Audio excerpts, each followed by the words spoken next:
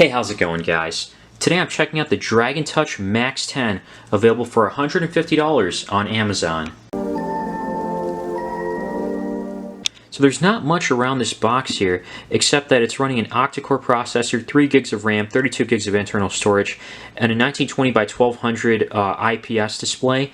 This is kind of becoming the standard these days for the $100 to $150 tablets, but we'll see how performance is. And there's nothing else around the back here. Just push this out. In the box, you're introduced with the tablet. Underneath that should be the user guide, charger. It's a USB Type-C charger, USB wall outlet, and then apparently there's a 2-year free warranty with Dragon Touch. That's really interesting. I've never heard of a 2-year warranty before, so I'm curious to know what that covers.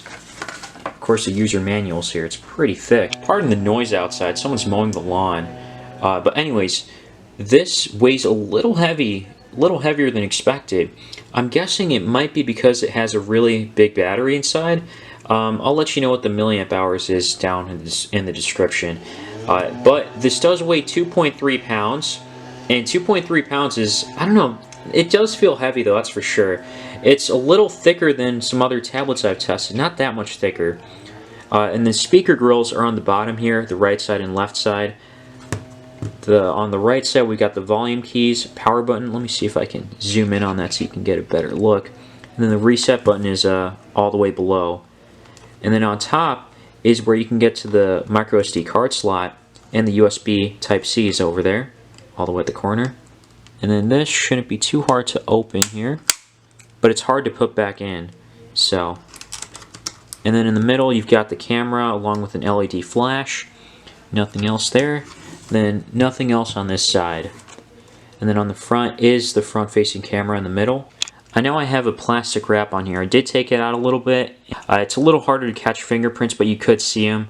In a way, it's like not really a matte finish, but it's not glossy plastic, so it won't be as easy to see the fingerprints. But in direct sunlight, you probably more than likely could. Out of the box, I think with the apps updated, it's going to be just under 25 gigs, and there's not too much bloatware that's pre-installed on this. It's kind of like stock Android, I want to say, but not exactly.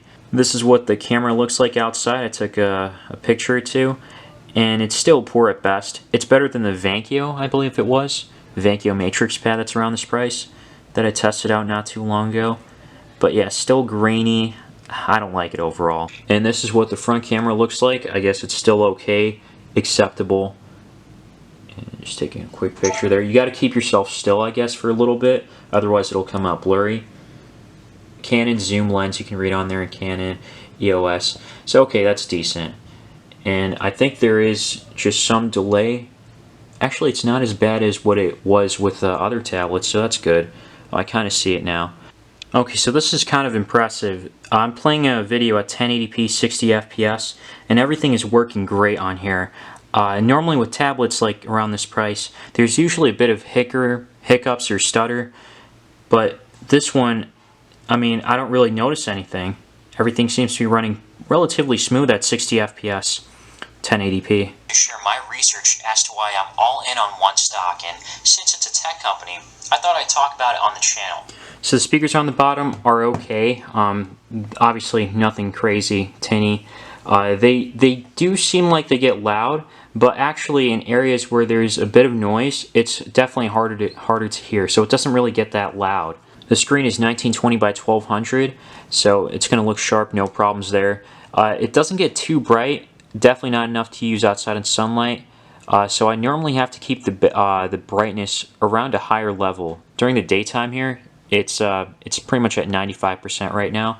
And then in the nighttime, I guess you could bring it down all the way, or you know, when it's not so sunny, it could be used at like 50, 60%, or 70%, I'd say. Would feel a little more comfortable here. The only thing I guess I'd change is this wallpaper here. But one thing I do notice here, and maybe this is just me after my video I made with the digital photo frames, and I was testing out the other tablet, and what I'm noticing is like just a bit of like screen bleed. It's kind of slight here, but I just noticed that. And you know, this isn't a fully laminated tablet. It's not supposed to be. Most tablets are not around this price, I believe. The only one I know is the Lenovo, but that's beside the point. I digress. On Geekbench, this was the only one that was available on the Play Store because the Antutu benchmark was blocked out. But even on this, I don't see the other one that's normally there. I think it's called Compute or something to test out. But either way, this is these are the specs here. ARM Unisoc. I've never heard of Unisoc before, and the GPU is a Power VR Rogue GE8322. Usually, I've never really heard good things about Power VR Rogues. I thought those were like really old chipsets.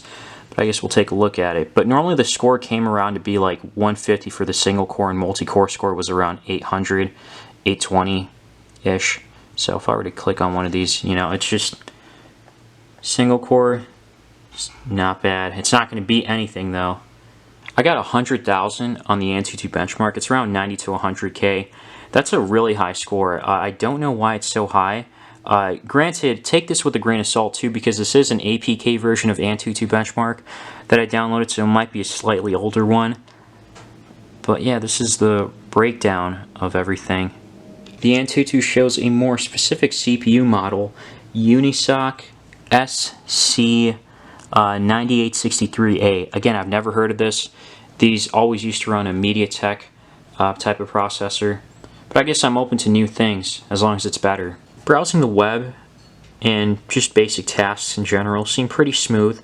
The only thing I can think of is, the only maybe complaint is just it takes a little longer for things to load. But that's my only small gripe, if any, because again, everything works great. And same with games. Games actually work pretty well.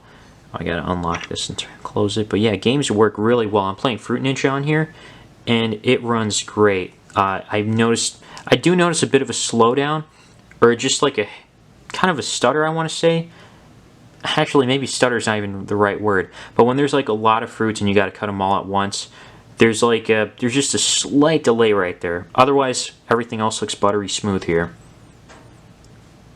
All right, let's see. Nope, didn't get to it.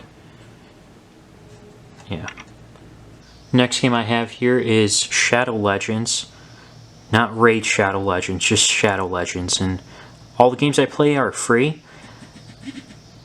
And this does seem like it's definitely a little laggy here and there. And with the 50 Hz refresh rate, I guess it doesn't help too much.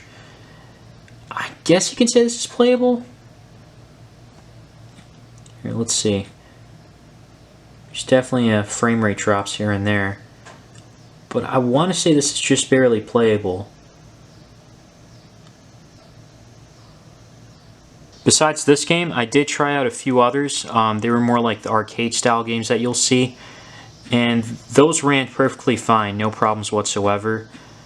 And one other interesting thing is, actually let me show you. Dunk Shot was one of them, Knife Hit is another.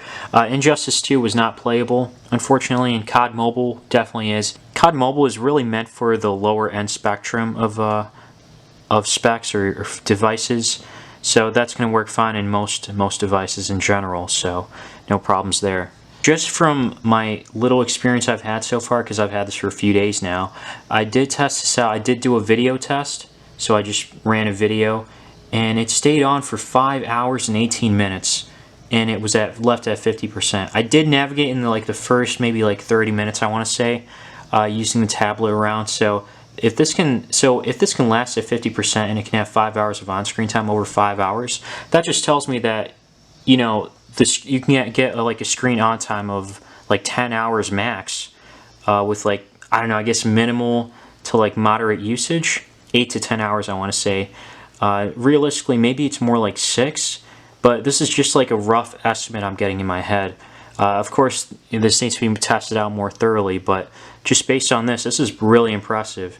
So battery life is really good, even though it's a 5,000 milliamp hour battery. It seems like it might be well optimized. I just wish it ran Android 10, the latest Android firmware, and it was a higher refresh rate, or 60 Hz for 60 FPS. But oddly enough, you know, the videos played relatively well on YouTube at 60 FPS. So that's kind of interesting. And I wish the speakers were front facing. But besides that, again, this is a decent tablet overall. Let me know what you guys think in the comments down below. Leave a like if you found this video helpful, and subscribe if you want to see more. As always, thanks for watching.